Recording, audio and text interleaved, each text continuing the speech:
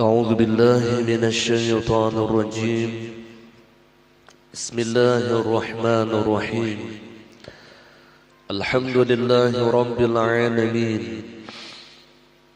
اللهم صل وسلم على سيدنا محمد الأمين وعلى آله وأصحابه إلى يوم الدين. رب اشرح لي صدري ويسر لي أمري واحلل عقدة من لساني يفقه قولي. سبحانك لا علم لنا إلا ما علمتنا إنك أنت العليم الحكيم. ولا حول ولا قوة إلا بالله العلي العظيم العزيز العليم. عدد كل حرف كتب ويكتب أبد الآبدين وظهر الداهرين. رضي الله عني وعنكم وعن جميع المسلمين.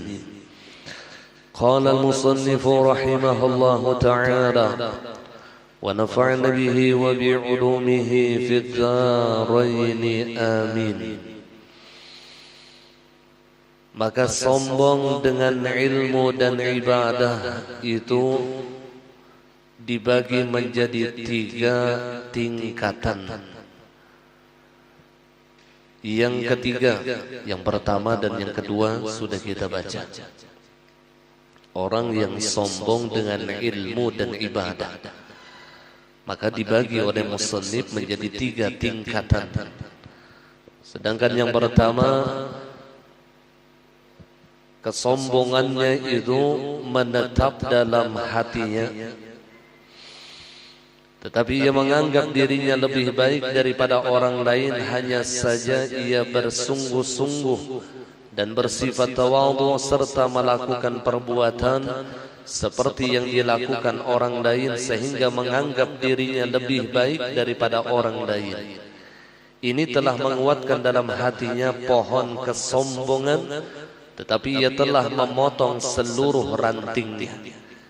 Jadi tingkatan yang pertama ini, di hatinya sombong, tetapi secara lahiriah tidak kelihatan sombongnya.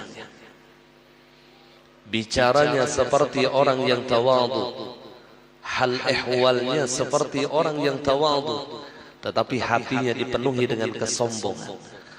Maka musannif mengatakan ia seperti menanam pohon kesombongan di dalam hatinya, sedangkan rantingnya ia potong.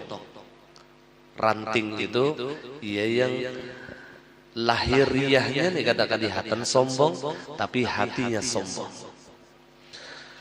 Nah, sedangkan pembahagian yang kedua atau tingkatan yang kedua, ia nampakkan hal itu, yakni kesombongan itu pada perbuatan-perbuatannya, dengan mengangkat dirinya di majelis-majelis dan mendahului teman-teman sebayanya, serta menampakkan pengingkaran terhadap siapa yang kurang memenuhi haknya sekurang-kurangnya. Hal itu terjadi pada orang alim yang memalingkan mukanya dari orang-orang seakan-akan ia menjauhi mereka, sedangkan pada ahli ibadah selalu bermuka masam, seakan-akan ia membersihkan diri dari orang-orang dan menganggap jijik mereka itu dan marah kepada mereka. Nah, tingkatan yang kedua ini, orang yang sombong di dalam ilmu dan ibadah, ia tampakkan pada zahirnya. Nah, ini lebih parah daripada yang pertama. Kalau yang pertama ia tidak menampakkan secara zahirnya, tapi di hatinya dipenuhi dengan kesombongan. Tetapi tingkatan yang kedua ini ia tampakkan pada zahir dan batinnya. Baik ketika ia berada di majelis-majelis atau ketika ia berkumpul dengan teman-temannya, ucapannya sombong, perbuatannya sombong.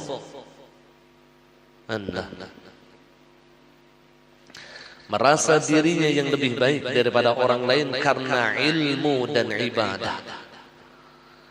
Jadi hati-hati juga mun kita itulah rajin beribadah. Ini pun juga akan mewarisi daripada sifat sombong, karena merasa lebih mulia daripada orang lain. Bahkan terkadang merasa jijik dengan orang yang melakukan dosa dan maksiat. Merasa jijik karena dirinya ahli ibadah, sedangkan kesombongan orang yang berilmu, ia memalingkan wajahnya daripada orang-orang yang bodoh karena merasa dirinya lebih tinggi ilmunya. Nah, ini yang ujar Rasulullah, afatul ilm al-khuyala. Rusaknya ilmu itu ketika di dalam hatinya ada kesombongan. Jadi ibadahnya akan rusak ketika di hatinya dipenuhi dengan sombong. Ilmunya akan rusak apabila di hatinya dipenuhi dengan sombong. Nah, tingkatan yang ketiga, ia menampakkan kesombongan pada lisannya hingga menyebabkan dia membanggakan diri dan memuji dirinya. Jadi yang ketiga ini bahkan ia nampakkan pada lisan, sehingga ketika ia berbicara dengan orang lain, maka ia suka memuji diri dan membanggakan dirinya. Allah, seperti perkataan ahli ibadah itu kepada orang lain, orang yang rajin beribadah nih, lalu ia mengucapkan kepada orang lain, siapa dia dan apa amalnya. Kalau bahasa kita Banjar, siapa pegerang orang itu? Kayak pegerang amalnya banyak kah ada? Allah, karena ia ini ahli ibadah. Jadi dengan nada yang sombong ia mengatakan demikian kepada orang lain. Siapa dia dan apa amalnya? Dan dari mana zuhudnya? Ia berkata, aku tidak makan sejak hari anu. Allah. Karena orang ahli ibadah inilah kada tiap makan dah. Puasa kurus kari awak, lalu bepandir undan ijar 3 hari ini kada makan, bilang zikir aja. Padahal ini ada kalanya ucapannya ini baik apabila niatnya tasyakkuran li ni'amillah, tapi ada kalanya buruk apabila ia membanggakan diri dengan ucapannya. Tapi kita ketika mendengar orang yang berkata demikian, kita husnudzan saja, baik sangka saja kepada mereka. Mungkin ucapan mereka itu bukan berdasarkan daripada kesombongan. Mungkin ucapan mereka itu berangkat dari rasa syukurnya atas nikmat Allah. Jadi mun kita melihat orang begini, nah, kita jangan memponis mereka sombong. Bisa jadi ucapannya itu berangkat dari rasa syukurnya. Atau sampai hari anu dan aku tidak tidur di waktu malam. Ini bepandir negeri. Jadi ucapannya ini ada kalanya baik lawan ia apabila berangkat dari rasa syukur, ada kalanya buruk lawan ia apabila berangkat dari rasa sombong di hatinya. Semalaman juga malam tadi kada kawa guring hendak bepajam jar ya kada kawa guring mekunda bawa sembahyang ya dapat 100 rakaat. Oh. Nahap nih. Tapi mun kita nila dikisai orang mangga itu baik sangkanya, baik sangkanya.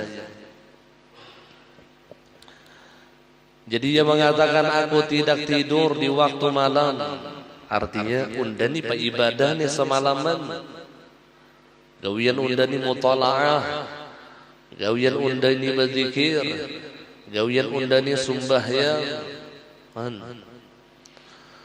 Itu pandiran orang yang ahli ibadah.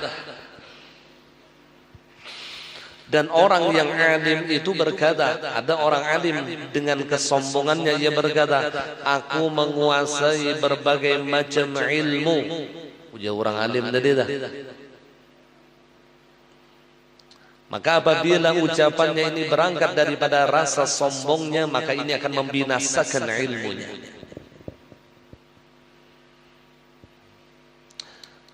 Sehingga ilmunya itu bukan menjadi kemuliaan di sisi Allah, tetapi menjadi hina di hadapan Allah karena sombongnya.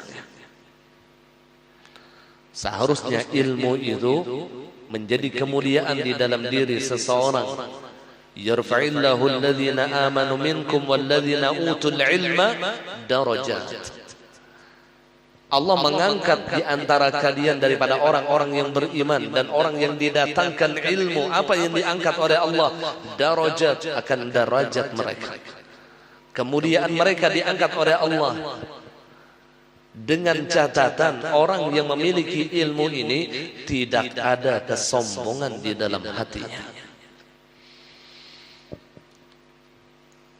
Karena bertentangan dengan hadis Rasulullah, wa man takabbara wada'ahu Allah. Siapa sombong, maka Allah akan menghinakannya. Orang yang sombong dengan ilmunya, maka Allah akan menghinakannya dunia dan akhirat. Demikian orang yang sombong dengan amal salehnya, ia pun juga akan menjumpai kehinaan dunia dan akhirat. Karena ilmu dan ibadah bukan untuk disombongkan. Jadi penyebab yang utama kesombongan itu karena merasa memiliki. Ia tidak memandang bahwasanya ilmu yang didapatnya itu anugerah dan rahmat Allah. Dan ia pun juga tidak memandang bahwasanya ibadah yang dikerjakannya itu bersumber daripada anugerah dan rahmat Allah. Seharusnya ketika ia memandang bahwasanya ilmu dan ibadah ini berdasarkan dari anugerah dan rahmat Allah, bukan miliknya, tapi pemberian Allah, tapi anugerah dan rahmat Allah kepada dirinya, maka harusnya disyukuri.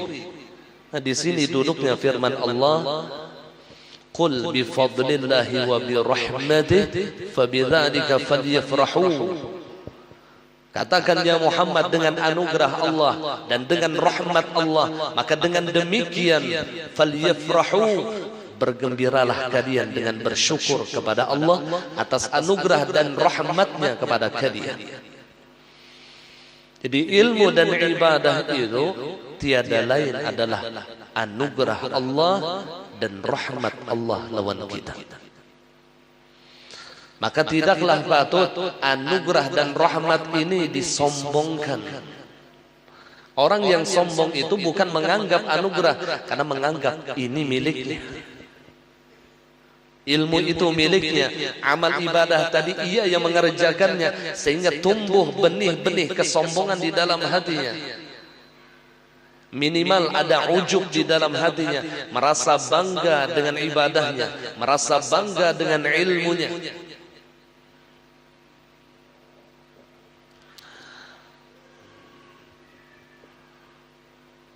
Makanya ujub itu sudah disampaikan sebelumnya. Definisi daripada ujub itu nisyanul mun'im, ia lupa dengan orang yang memberi nikmat. Nisyanul mun'im, lupa dengan orang yang memberi nikmat, lalu tumbuh penyakit ujub, bangga di hati.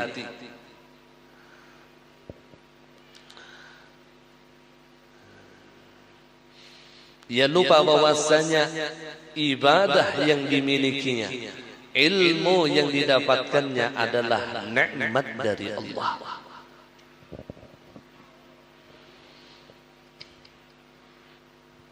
Ya, iblis itu dengki benar melihat orang mendapat nikmat. Itu sifat iblis. Dengki benar bila orang itu dapat nikmat. Apa nikmat yang paling didengki oleh iblis laknatullah alaih? Amal dan ibadah, ilmu dan amal. Itu nikmat yang sangat didengki oleh iblis laknatullah alaih. Jadi iblis itu berusaha dengan sekuat tenaganya bagaimana caranya ketika ia beramal, ia ujub di dalam amalnya, ia sombong dengan amalnya, ia sombong dengan ilmunya, sehingga amal dan ilmunya itu menjadi rusak karena kesombongannya. Maka di waktu itu iblislah yang menang. Karena ibadah itu nikmat yang luar biasa. Demikian ilmu itu pun juga nikmat. Dan nikmat yang ada di dalam diri orang yang beriman yang paling didengki oleh iblis adalah ibadah dan ilmu. Ibadah dan ilmu itu nikmat. Allah. Sehingga iblis itu dengan sekuat tenaganya bagaimana caranya agar ibadahnya rusak, agar ilmunya rusak. Lalu ia masukkan di dalam hati, ia bisikkan di dalam hati hamba-hamba Allah, lupa dengan orang yang memberi nikmat. Ia merasa ia yang mengerjakan ibadah, ia merasa ia yang memiliki ilmu, sehingga ketika ia lupa dengan orang yang memberi nikmat, masuklah penyakit ujub. Dan ketika masuk penyakit ujub, maka ia sudah masuk dari pintu kesombongan. Karena babul kibir al-ujub, pintu sombong itu adalah ujub. Allah pintarnya iblis nih. Jadi orang yang berilmu pun tidak lepas daripada tipu daya syaitan. Maka syaitan itu biar bertingkatan, semakin ia berilmu, syaitannya alim juga. Bila orang itu jenderal, setannya jenderal juga. Bila orang itu rakyat biasa, setannya rakyat biasa juga. Gitu tak? Jadi makin tinggi kedudukannya, maka makin tinggi juga godaan setan, tipu daya setan atas diri. Lalu Allah memperingatkan kepada kita, wala tattabi'u khutuwatis syaitan. Janganlah kalian mengikuti akan jejak langkah syaitan. Salah satu tipu daya syaitan adalah merusak amal ibadah kita dan merusak ilmu yang Allah berikan kepada kita. Dengan apa cara mereka merusak kita? Dengan kesombongan. Wal'iyadu billah. Maka melawannya dengan sifat tawadhu, karena tidak ada jalan lain untuk melawan daripada sombong melainkan tawadhu. Karena lawanan daripada sombong adalah tawadhu.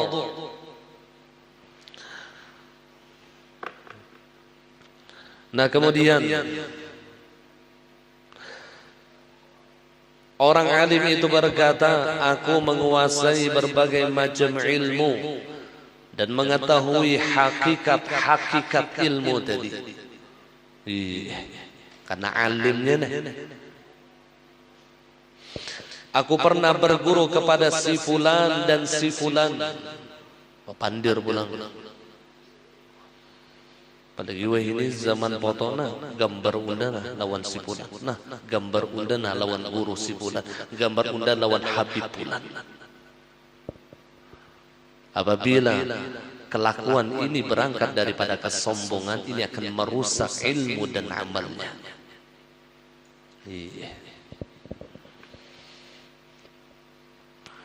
Tapi kita kada kawa tadi bang, kada kawa menuduh orang. Ini gasan kita sebenarnya, kada gasan menilai orang kada. Yang kita pelajari ini untuk diri kita, bukan untuk menilai orang lain. Jadi ketika kita mempelajari tentang bab masalah sombong, maka yang kita periksa adakah kesombongan di dalam hati kita. Jangan memeriksa hati orang. Ada urusannya hati kita lawan hati orang. La ya'lamul ghaiba illallah, karena hati itu gaib. Yang mengetahui kegaiban itu hanya Allah. Nahnu nahkumu bil zawahir wallahu yatawalla bis sarair. Kita hanya bisa memandang manusia itu secara zahirnya saja, sedangkan hatinya yang mengetahui hanya Allah. Sehingga kita tidak bisa memvonis, kita tidak bisa menuduh orang itu sombong. Bisa jadi di hatinya itu bukan kesombongan, tapi kita mengetahui kesombongan yang ada di dalam hati kita. Jadi mun kita tuh belajar gasan diri kita, bukan untuk menilai orang lain, bukan. Jadi untuk menilai orang lain maka kita bersangka baik kepada mereka. Jadi husnudzan bin nas wajib. Baik sangka lawan manusia itu hukumnya wajib. Sedangkan baik sangka kepada diri kita hukumnya haram. Jadi kita buruk sangka, yang wajib itu buruk sangka lawan diri kita, bukan lawan orang lain buruk sangka. Nah kemudian, aku pernah berguru dengan si fulan. Allah, apa kelebihan engkau? Ujar orang alim nih, bepandir. Kelebihannya wa apa? Dengan nada yang sombong, dengan hati yang sombong. Siapa guru engkau? Guru ikam siapa garang? Allah. Ini pun juga kalimat-kalimat kesombongan. Dan apa hadis yang pernah engkau dengar? Ini kesombongan yang keluar daripada lisan orang yang berilmu. Allah. Dan apalagi kita ni berbahaya bisi ilmu tu sombong. Berbahaya bisi ilmu hanya tamat sebiji kitab wadin kayak jadi wali sudah. Hanya tamat sebiji kitab, orang bahari dah puluhan kitab bahkan ratusan kitab yang ia khatamkan lawan guru, ia tetap mereka tawadhu. Allah.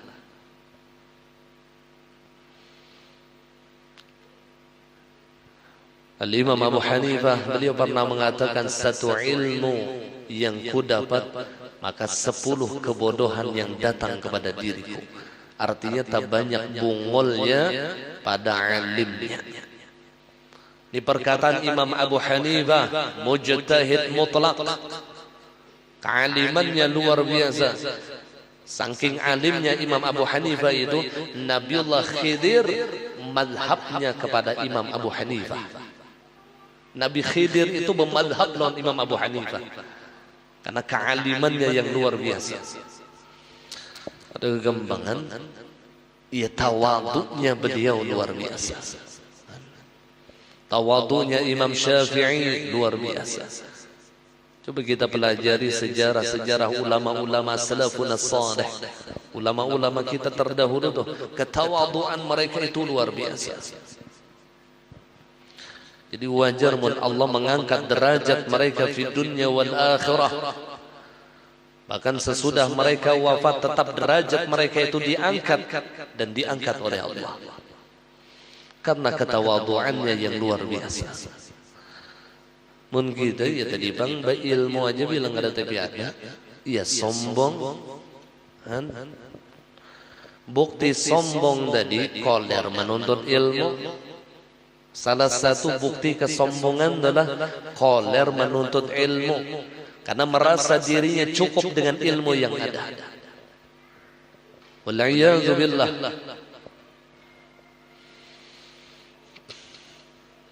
Dari kalau kita ingin menetapkan sifat tawadhu di dalam hati kita, maka salah satu jalannya adalah rajin menuntut ilmu. Karena ketika kita hadir di majelis ilmu, ketika kita menuntut ilmu, di waktu itu kita merasa bungul.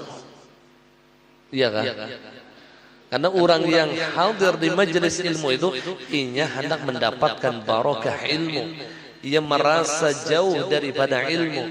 Ia banyak mendapatkan kekurangan, masih banyak kebodohan di dalam dirinya. Lalu cangkal menuntut ilmu karena merasa bungul. Merasa bungul tadi bang. Lalu cangkal menuntut ilmu. Tapi bila sudah merasa cukupan ini sudah ilmu ini lalu koler. Allah, hati-hati inilah.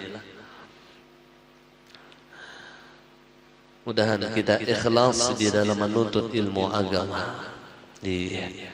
Jadi menuntut ilmu pun juga jangan merasa lebih baik daripada orang yang tidak menuntut ilmu. Jangan.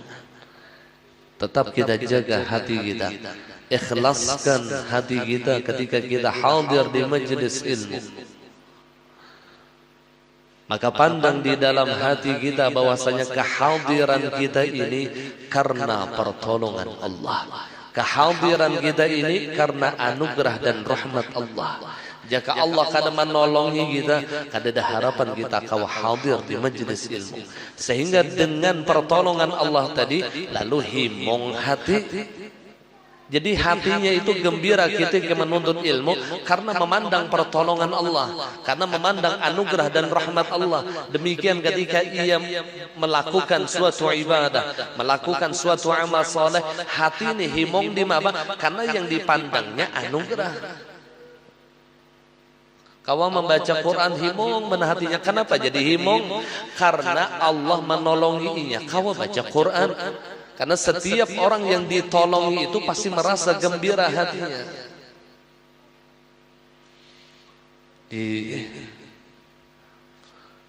Piantulah ditolongi orang, kada himonglah hati kita, himong. Sedangkan kita selalu di dalam pertolongan Allah, wala mu'ina illallah. Wala dalila illa Rasulullah. Tidak ada yang menolong kecuali Allah dan tidak ada petunjuk kecuali Habibuna Muhammad sallallahu alaihi wasallam. Maka orang yang ditolong ini seyogianya gembira dengan orang yang menolongnya. Ini yang ngarannya Iyyaka na'budu wa iyyaka nasta'in. Jangan na'budu aja diingatakan nasta'in, ya kadada. Jadi sepaket antara na'budu lawan nasta'in. Ketika kita menyembah Allah, jangan lupa bahwasanya kita menyembah Allah itu di dalam pertolongan Allah. Tolong tadi ya anugerah, ya rahmat, ya taufik, sama aja pada tentu ngarannya. Sama aja tolong Allah itu ya anugerah Allah sama, rahmat Allah sama, taufik dari Allah sama.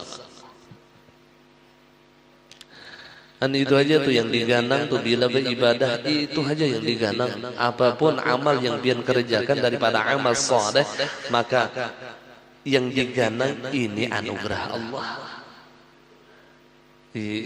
Supaya hati kita nih ikhlas. Karena ikhlas itu at-tabarri 'anil hauli wal quwwah. Ketika seseorang berlepas daripada daya dan upaya, maka disitulah duduknya ikhlas. Kita sudah mengetahui bahwasanya kita sebagai hamba Allah, la haula wala quwwata illa billah. Kita ini kada ada daya dan upaya. Kita ini hamba yang dhaif, hamba yang lemah. Jangankan mengangkat tangan, menggerakkan jari saja kita tiada mampu. Mengedipkan mata saja kita tiada mampu. Mengucapkan satu huruf pun kita tiada mampu tanpa pertolongan Allah.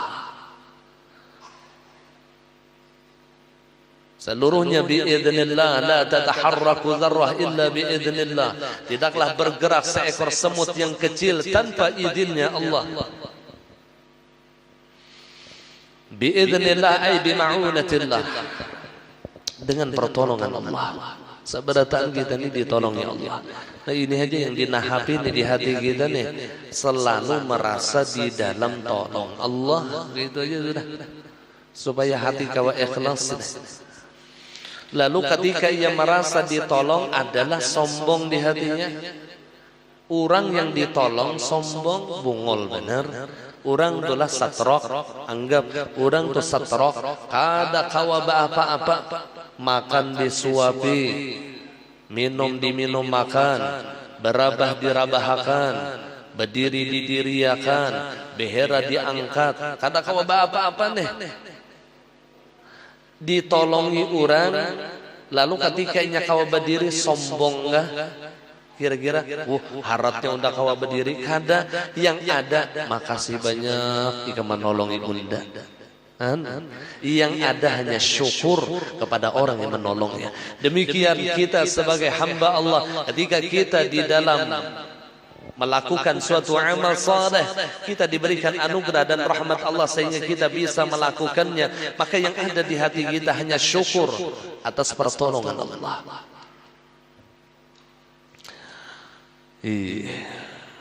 Ini yang berlepas daripada daya dan upayanya. Di sini duduknya yang dipandangnya tadi anugerah, rahmat, tolong Allah. Habis kisah ada lagi bang yang ngaran sombong tadi. Sombong itu karena merasa inya diisi wujud, karena merasa inya diisi sifat, karena inya merasa diisi daya dan upaya, lalu tumbuhlah takabur di hatinya. Makanya Allah mengatakan di dalam sebuah hadis qudsi, al-kibru ridai faman naza'a anni fahuwa aduwi. Sombong itu adalah sifatku yang patut untuk melakukan sombong. Yang patut untuk bersifat sombong hanya Allah Azza wa Jal dengan sifat kibriyanya. Hanya Allah yang patut untuk sombong, karena beliau adalah qaimun bi nafsih, berdiri dengan sendirinya. Amun kita kawana berdiri lawan sendiri, berdiri sendiri kata kawa ditolongi orang berata. Jadi satu-satunya orang yang patut untuk sombong hanya Allah. Hanya Allah. Faman naza'ani, maka barang siapa mengambil kesombongan itu dari diriku, kata Allah, berarti ia mengambil sifatku, fahuwa adui, maka ia adalah musuhku. Mudah-mudahan kita kawa mengamalkan sifat tawadhu di hati kita. Hakikat daripada tawadhu tadi tidak merasa punya wujud, tidak merasa punya sifat asma dan af'al. Itu tawadhu yang sebenarnya. Tawadhunya para arifin billah. Tidak ada merasa apa-apa. Maka apa yang disombongkan, jangankan sifat, jangankan kemudian, wujudnya saja kadada. Wujudnya saja kadada. Karena sifat ini kan andaknya di wujud nih. Sifat ini kan andaknya di wujud nih, di zat. Zat itu kan wujud ngarannya dah. Karena sifat ini kada berpisah daripada zat. Sifat itu kan berdiri kepada zat. Jangankan sifat, wujudnya aja kita ini nggak ada. Apalagi sifat. Nah kemudian itu kesombongan yang dilakukan oleh orang yang berilmu dan beribadah. Yang ketiga yang menyebabkan sombong itu nasab atau keturunan mulia. Ia memiliki keturunan daripada orang-orang yang mulia, pakaiannya wali, pada tuannya wali, Allah. Di atas dia tu pulang karamat, macam-macam karamatnya. Ia punya keturunan. Sampai Sayyiduna Ali beliau mengatakan, laisal fata man qala hadza abi, walakinnal fata man qala ha ana za. Bukanlah seorang pemuda, kata beliau, orang yang berkata inilah ayahku, inilah kaiku, inilah datuku, dan lain sebagainya, yang menyebutkan keturunan-keturunan mulia di atasnya. Tetapi seorang pemuda itu, kata Sayyiduna Ali, man qala ha ana za, orang yang berkata inilah diriku. Ini yang bujur pemudanya. Kai alim, seorang bongol. Datu Bakaramat kayaknya seorang bakarmi hibak. Apa tahu bakarmi lah? Bacacing karmi gatal nuburit. Datu Bakaramat. Abah Wali kayaknya seorang waloh. Bahasa mawaloh. Ada wali ada.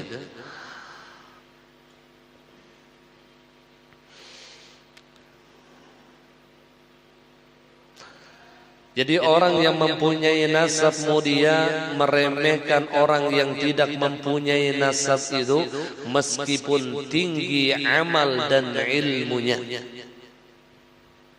Maka ini adalah suatu kesombongan yang menggugurkan akan amal-amal kebaikannya. Ketika ia memiliki keturunan yang mulia, lalu ia merasa lebih baik daripada orang lain, merasa lebih mulia sekalipun ia beramal dan berilmu. Apalagi orangnya ini keturunan mulia, alim pulang, beramal soleh, banget begini. Menjaga sombong ini nangali. Alim, peibadah, keturunan orang mulia pulang, ya Rasulullah. Ini harus ekstra hati-hati di dalam menjaga hatinya daripada penyakit sombong. Makanya ada juga baiknya kita ini nak keturunan Abu Jahal, turunan Fir'aun. Alhamdulillah dipintangan datu mu'allaf. Untung kada sampai kita kafirnya dah. Alhamdulillah. Syukur juga tuh masih Islam aja. Sekalipun mun pada tuan tuh kada kau dikisah lagi.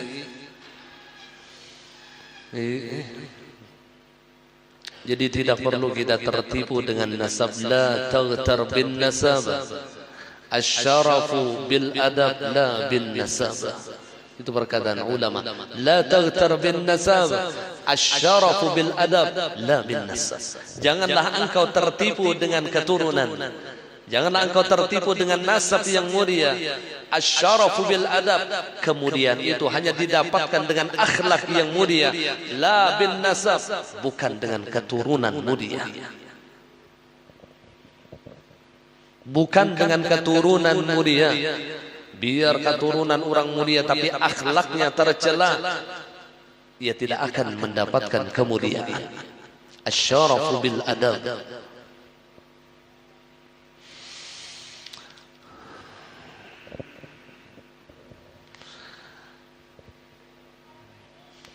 Tapi tetap juga diberikan undang belah muninya itu adalah bisi keturunan mulia. Alhamdulillah, jangan dijadikan sebagai kesombongan tapi disyukuri. Sampai di dalam sebuah hadis Rasulullah, yuhfazul aulad wa auladul aulad bi ta'atil ajdad. Dipelihara anak, dipelihara cucu karena datu-datunya orang soleh. Ini sering diucapkan oleh almarhum Abah Guru Sukumbun. Yuhfazul aulad wa auladul aulad bi ta'atil ajdad. Ini keuntungan orang yang memiliki nasab yang mulia, ia mendapatkan doa daripada datunya. Jadi datu tadi berdoa waktu hidup, ini mendoakan anak keturunannya, anak cucu keturunannya. Jadi keturunannya ini tak umpat doa pada tua. Mengkai doa Datuk Kalambayan tuh sampai 7 turunan, sampai 7 turunan alim ganal berdadaan. Berkat tungarannya. Jadi ketika kita memiliki keturunan yang mulia, maka syukurilah, dihimungi dan bersifatlah tawadhu, dan jangan kita tertipu dengan nasab dan jangan menyombongkan akan nasab kita. Kalau perlu disembunyikan. Almarhum Guru Zuhdi adalah Sidin rahatan hidup, kada tahu sama sekali Sidin itu keturunan Kalambaya. Imbah meninggal hanya kita tahu bahwasanya Sidin itu zuriat lelaki berataan ke Kalambaya. Allah Guru Zuhdi itu samanya almarhum Guru Bakri Kada suah kisah katurunan kalam bayar. Ini seorang kada katurunan kisah benar. Kira-kira, maka sistem kira-kira wara. Kira-kira unda nih sakura.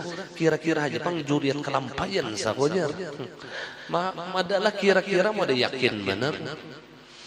Ya Allah ya Rasulullah. Lihat akhlak ulama-ulama saleh. Anal marhum Buruzuddin banyak luar biasa orangnya. Ada suama andalakan kuitan pada kuitan Sidin Adim Gonol Kiai Haji Muhammad itu. Allah Alim Gonol suara Sidin mengisahkan kuitan Sidin. Ada suah yang dikisahkan Sidin pak guruan Sidin, bukan kuitan Sidin. Karena di sini orang menjaga jangan sampai tertipu dengan nasab. Allah, orang hendak menyelamatkan hati.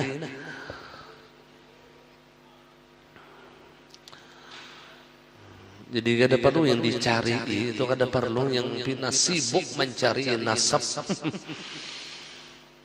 Ulun sering bertemu dengan orang-orang yang sibuk dengan nasabnya ya Rasulullah.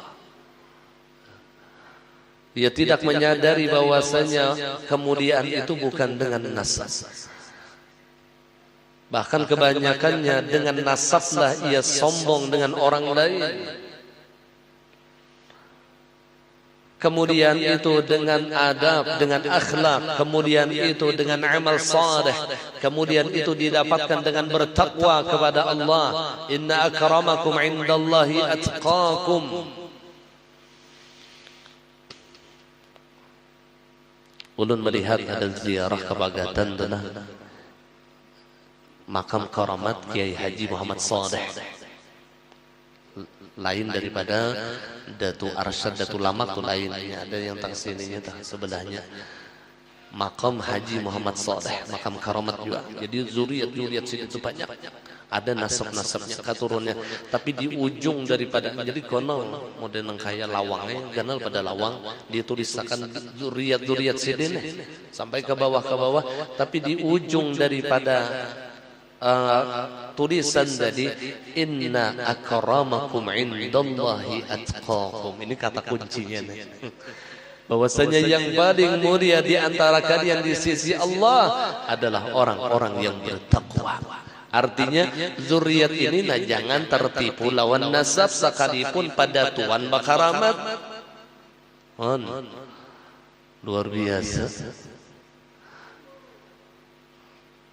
Di bawahnya itu bertulisan inna akramakum indallah atqakum.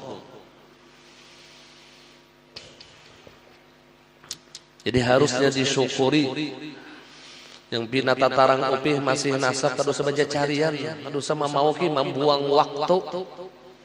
Masih tatarang upih, ujar-ujar mimpi aja tina hapi bener. Dosa dicari benar. Lebih baik kita sibuk dengan ilmu, lebih baik kita sibuk dengan amal daripada sibuk dengan urusan nasab. Ya Rasulullah, la taghtar bin nasab.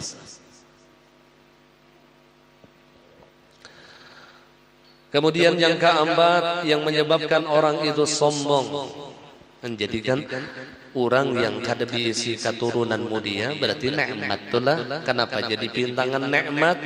Karena kada ada jalan sombong di pintangan nasab dahulu. Di situ dahulu nikmatnya nih. Jadi jangan sedih mun kita nih keturunan kada orang mulia, jangan sedih. Ini salah satu nikmat Allah. Di pintangan mana nikmatnya? Kada ada jalan sombong di situ.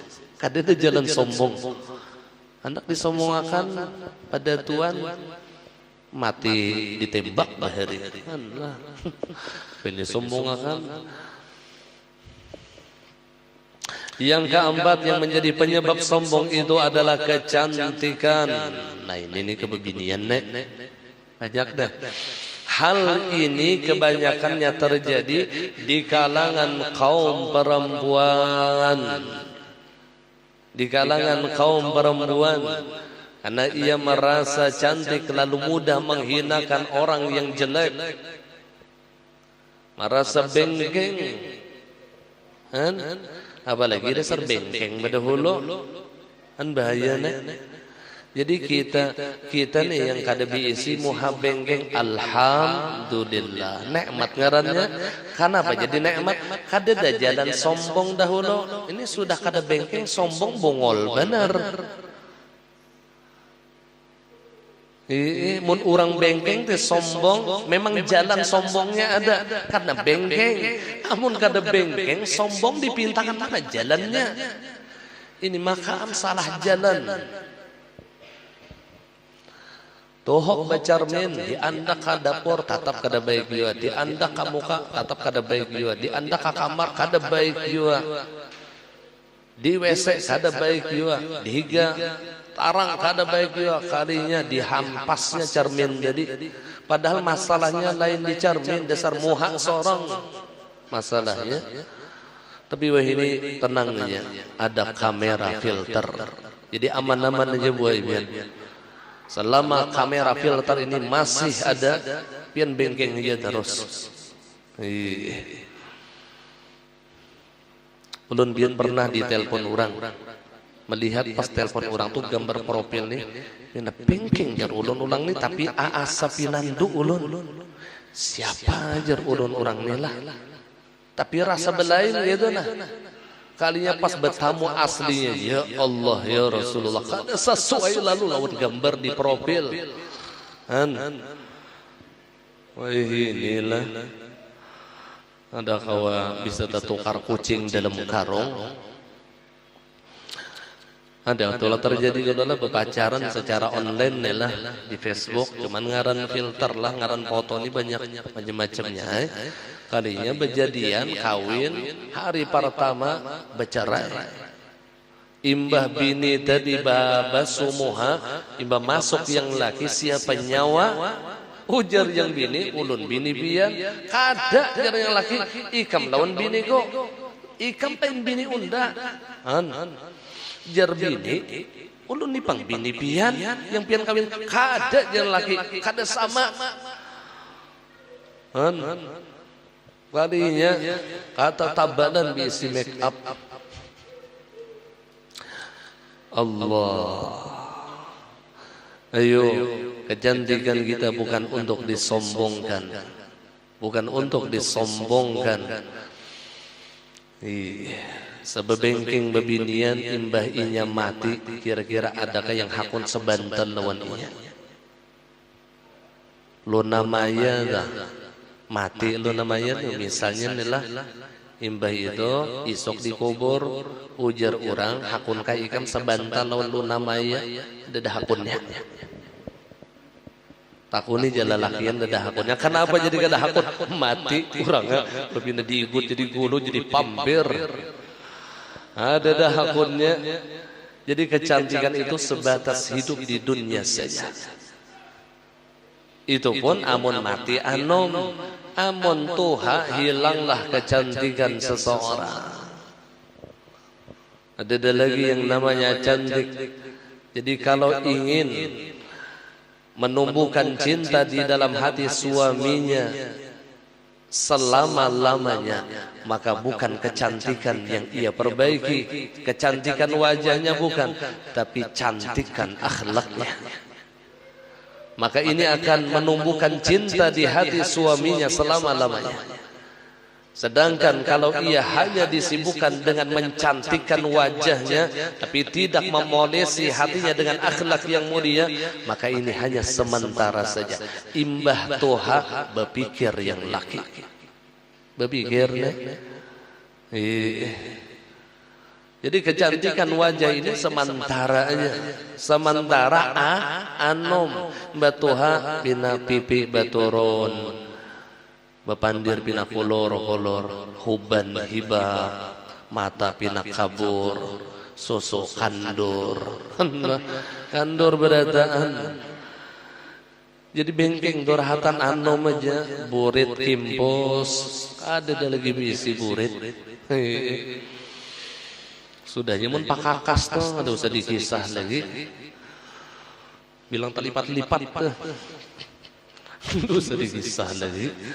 Allah. rahatan anum aja bengkeng tuh rahatan anum aja. Bila sudah batuha ampi, ya bengkeng sudah. Ampi dah ada salawasan bang bengkeng. Tapi akhlak yang mulia ini akan tetap di dalam hati seseorang. Ini yang disebutkan oleh Abu Lais As-Samarqandi yang menumbuhkan cinta di dalam hati manusia dan dia mendapatkan kedudukan yang tinggi di dalam di sisi Allah adalah sahibul khuluqil hasan, orang yang memiliki akhlak yang mulia. Orang yang memiliki akhlak yang mulia akan menumbuhkan di hati manusia itu cinta. Dan cintanya ini lama, balawasan sampai ke mati dah. Akhlak tadi ya. Tapi moha tetap aja dibengkengi, ada apa-apa. Moha pian tetap aja. Yang perlu pakai skincare pakai ya. Sementara anom pakai aja skincare. Karena ma'amalakan apa ujar Rasulullah, innallaha jamil yuhibbul jamal. Jadi pian yang bebengkeng-bengkeng itu niat yang pertama ma'amalakan ujar Rasulullah. Itu tuh dahulu yang pertama, innallaha jamil yuhibbul jamal. Allah Ta'ala itu elok dan Allah mencintai keelokan. Yang kedua, niatannya menggembirakan hati laki. Karena ridha Allah fi ridha zawji. Ridha Allah itu terletak pada ridha suaminya.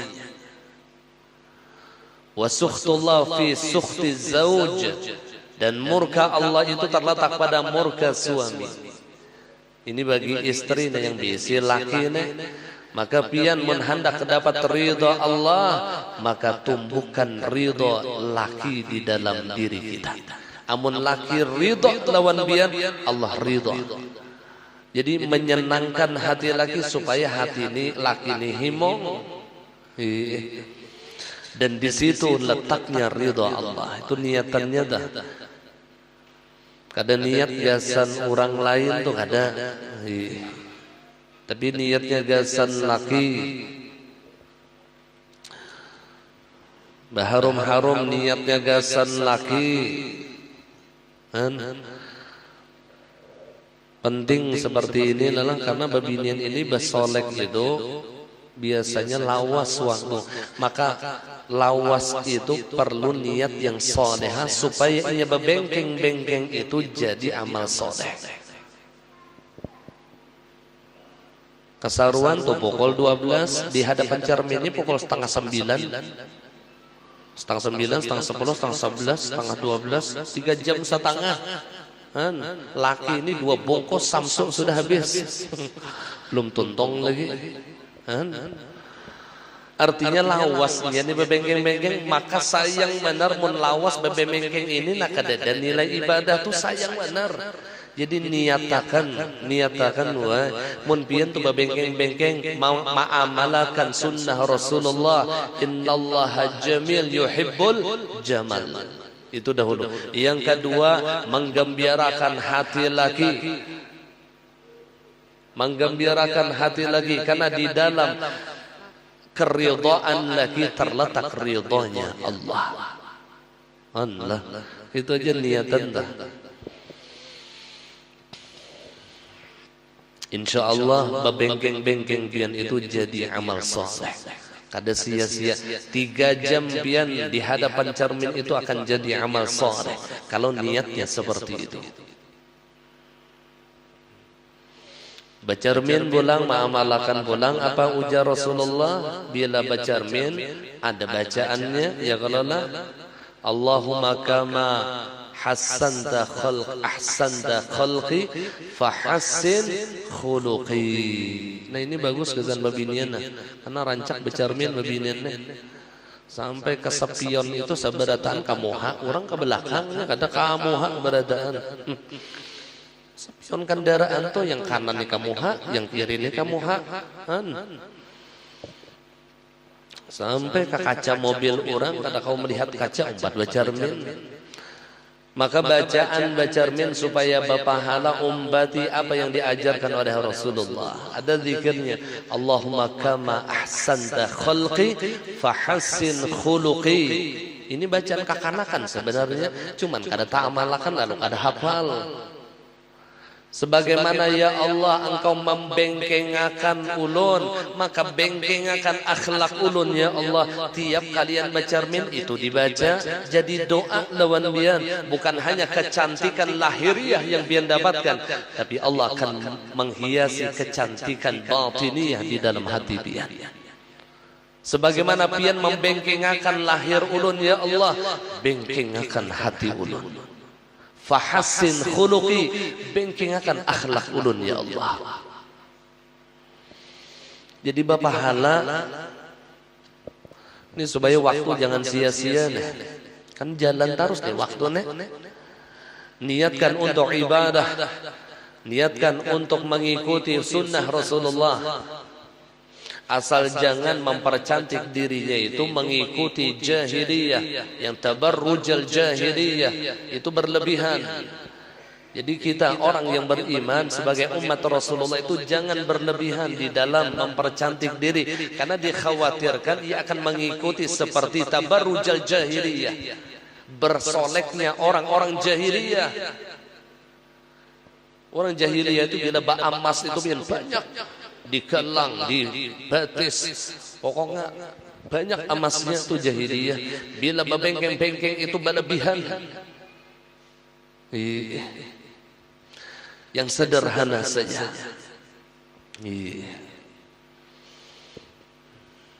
Sederhana saja.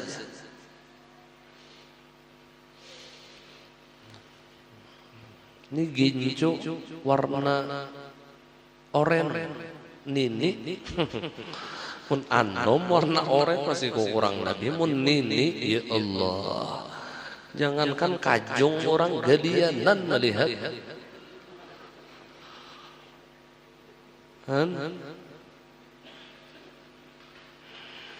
maka bulu mata pulang panjang bulu mata. Ya Allah ya Rasul, kada usah menandak bengeng-bengeng, kada usah berbulu mata pun, kada usah bakarik alis, itu termasuk tabarrujal jahiliyah. Kada usah yang bakakarikan seadanya saja. Kada usah yang hendak basulam bibir, kada usah rancaki mencium laki aja. Ini basulam-sulam bibir haram. Apalagi yang ngarannya ini batato alis tuh haram. Bebulu mata haram, bulu mata palsu nih. Ya Allah ya Rasulullah, sederhana saja. Ujar gitu, ini natural. Jangan natural benar juga. Pucat. Kada berpupur-pupur jangan. Artinya bengking-bengking juga sedikit, cuman sederhana saja. Niatan dibujurakan, niatan di hatinya dibujurakan, supaya ketika pian berhias tadi jadi ibadah. Jadi kada sia-sia nih bacarmin berjam-jam, kada sia-sia, tapi seluruhnya menjadi amal saleh lawan pian. Allah. Mahimungi laki ya tujuan. Nih. Artinya mun laki kada himong jangan digawe. Mun aku je laki kada katuju ikan nih bagincu yang kata tebalan nang kiri, berarti jangan digawe karena lepas dari tujuan. Karena tujuannya mahimungi laki ya kadolah. Bila laki kada katuju berarti jangan digawi. Kayak pegarang abahnya yang ikam katuju, aku katuju ikam tuh gincu model yang kayak ongo on mah jangan laki yang bini ini mah bini parah ben, yang laki ini ongo. Allah, jangan tabarrujal jahiliyah yang berlebihan batas, jangan. Tapi lebih fokuslah kita di dalam menghiasi hati kita dengan akhlak yang mulia. Lebih fokus. Jadi kecantikan hal ini kebanyakannya terjadi di kalangan kaum perempuan dan dapat menyebabkan ghibah, Jadi karena kecantikannya akhirnya montongnya katuju menggibah orang dan cerita tentang kejelekan orang lain, lalu katuju mengisah orang jelek. Coba orang yang jelek tuh, orang yang dengol berdahulunya dah kau mengisah orang kenapa undah aja dengol. Hendak mengisah orang rasa supan.